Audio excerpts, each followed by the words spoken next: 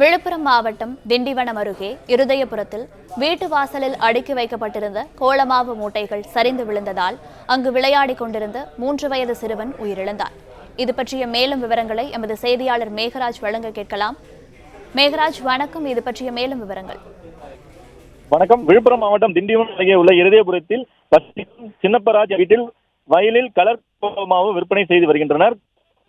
வீட்டின் முன்பக்கம் அடுக்கி வைக்கப்பட்டிருந்ததில் அவரது 3 வயது மகன் மூட்டைக்கு அடியில் சிக்கிக் கொண்டான். இதில் மூச்சு திணறல் ஏற்படவே சின்னப்பராஜ் மூட்டை இடுக்கான சிக்கிய சிறுவனை மீட்டு பிளே ஸ்டோர் மற்றும் ஆப் ஸ்டோரில் இருந்து பாலிமர் செயலியை QR கோடு மூலம் பதிவிறக்கம் செய்யுங்கள். செய்திகளை உடனுக்குடன் பெறுங்கள்.